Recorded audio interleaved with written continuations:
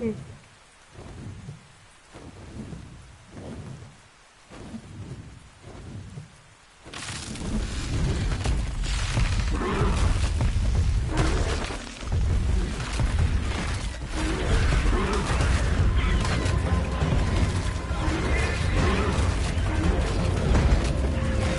うわうわうわうわ、やばいやばいやばいやばい。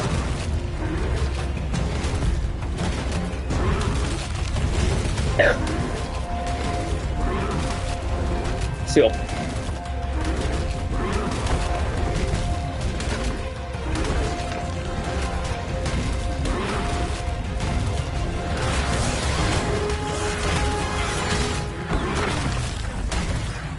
危ねえ。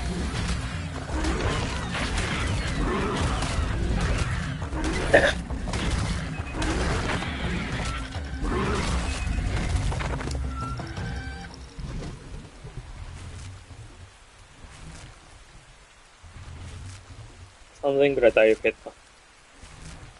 やばすぎ。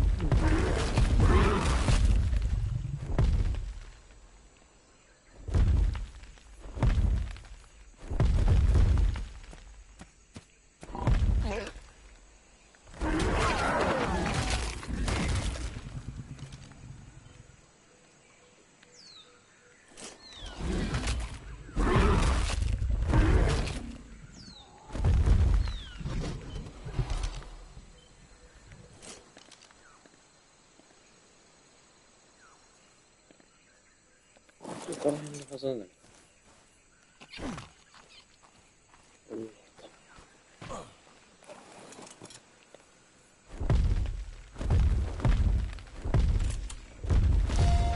Found primarily among the island's redwood regions, Arctodus dirus is an imposing creature. Many on the island have started calling it a dire bear, a name which is appropriate both due to its enormity and its territorial nature. The dire bear ignores most non-hostile creatures, while going about its daily routine of scavenging for meat and edible plant life. That is, until intruders enter the territory it considers its own, at which point the creature ferociously attacks. Most often, it is smartest to just run from an angry dire bear. Once tamed, the dire bear is a strong and reliable mount. It can carry vast quantities of goods and can sprint for extremely long, nearly infinite periods. It is not the fastest creature from... Sadly, my freer curry trials cannot begin immediately, as the volunteers have a much more difficult journey to Rockwell Manor than I. After all, I couldn't very well carry every one of them on Archimedes. Yes, the Argentavis could clutch one of his talons, but I've always found the practice to be barbaric. The rest of the Ark may be embroiled in feudal savagery, but a gentleman always maintains his class and dignity. At any rate, I must have my assistants renovate the guest compound. Naturally, I would never let strangers into the manor proper, but there's no reason their stay should not reflect my civilized standards.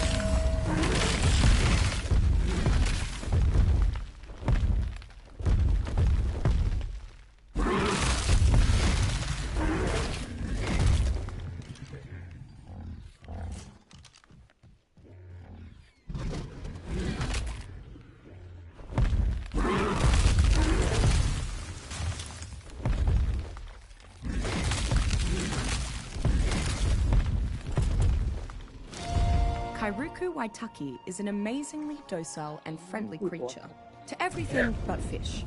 Honestly, I'm not quite sure how Kairuku manages to stay populated across the island's colder climes, with the many predators stalking these frozen lands. It is weak and only has one small defensive trait. Suspended in Kairuku blubber are small, dense particles that act as a light form of armor. Adding to Kairuku's problems, a clever survivor discovered that refining Kairuku blubber, concentrating the particles in it, can yield a natural form of the same polymer utilized in advanced tribes' manufacturing processes. This has caused many tribes to hunt Kairuku extensively, a practice colloquially known as Kairu clubbing. There is no reason to tame Kairuku for combat, since they are useless at it. Still, Kairuku are regularly tamed for their cuteness and friendly nature, and the fact that their bodies run extremely hot. Just standing near Kairuku can help a survivor stay warm through long, harsh nights on the icebergs.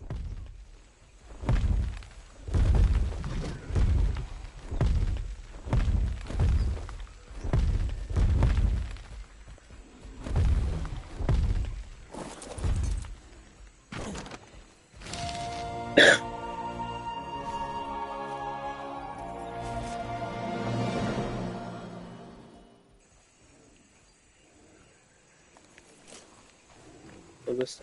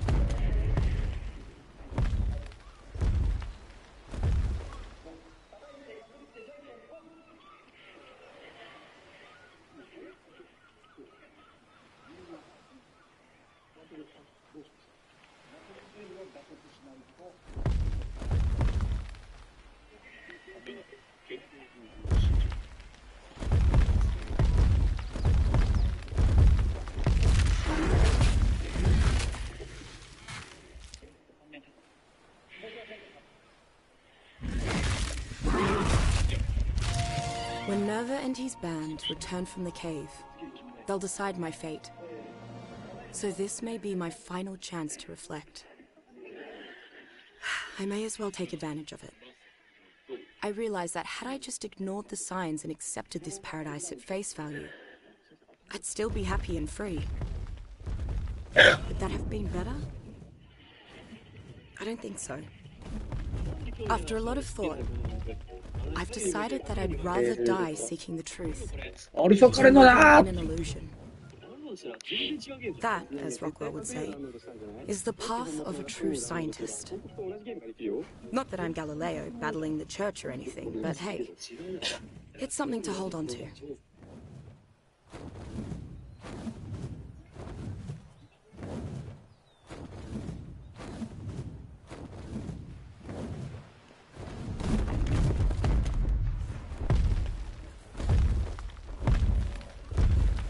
おお。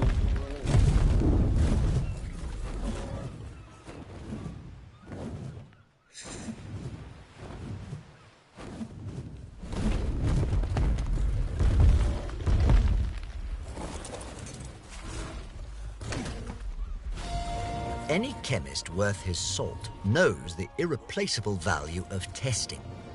Until a tonic has been rigorously tested, it is less useful than water. If only I could persuade this island's less intellectual inhabitants to see that tests on Mesopithecus serve well for early trials, but they are no replacement for genuine human subjects at later, safer stages. What magic created the Scarabeei Gigas, I cannot say. What I can say is that this creature is a perfect symbiont for advanced human tribes. Coprophagic, it eats mostly useless waste, feces. It metabolizes this waste into a more refined waste product, along with an oily byproduct. The oily byproduct is chemically the same as the oil found in the oceans around the island. Somehow, Scarabeei converts feces into oil. If that wasn't reason enough to worship the Scarabeei, the refined waste product is almost identical to fertilizer from a compost bin.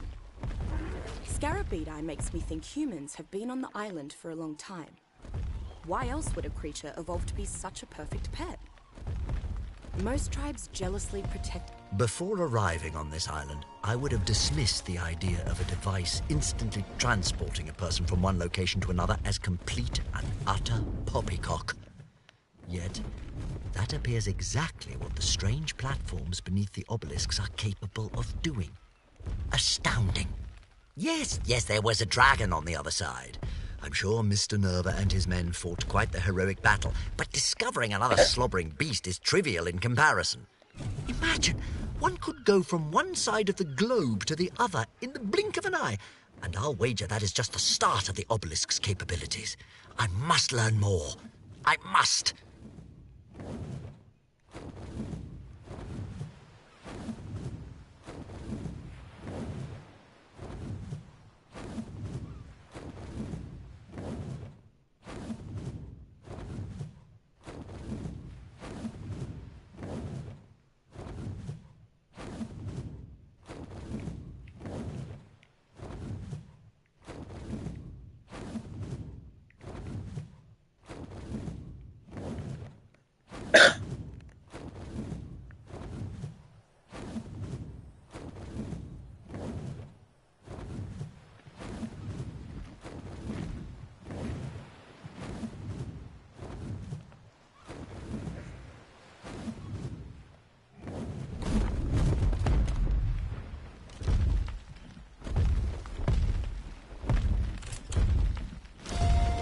The fact that this creature exists is enough to give me nightmares.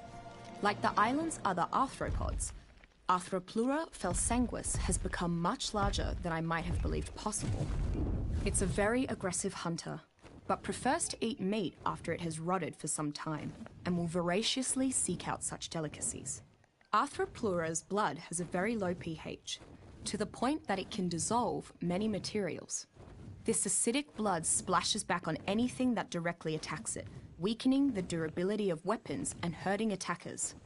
Many creatures thusly refuse to prey on Arthropleura, fearing this unique defense. If that wasn't enough, Arthropleura also keeps a small reservoir of blood ready to spit at its prey. Like most of the arthropods on the island, Arthropleura is simple-minded and relatively easy to tame. It is an almost entirely military unit, useful mostly for attacking at a distance.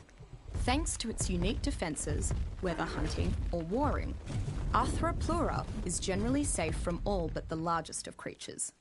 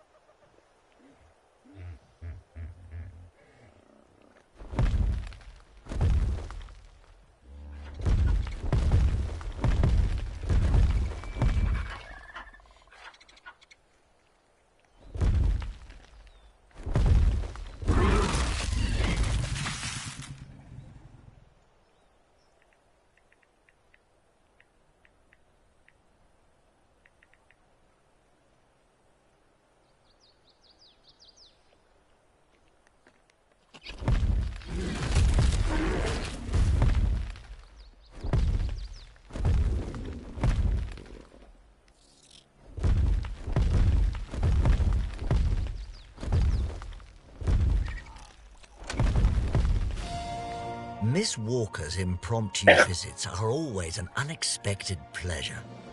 After that headache with the sharks and Blackfoots, a lively tea-time discussion about the abnormalities of the Ark's ecosystem was precisely what I needed. Thank goodness I've managed to find an intellectual colleague that shares my love for the sciences. It saddens me to think that Miss Walker's charming colonial accent would keep her out of the more prestigious institutions and societies back home. Another of the Ark's wonders, it is a true meritocracy, unlike any in the modern world. If Miss Walker and I could find and cultivate more minds like ourselves, we could create a true scientific utopia.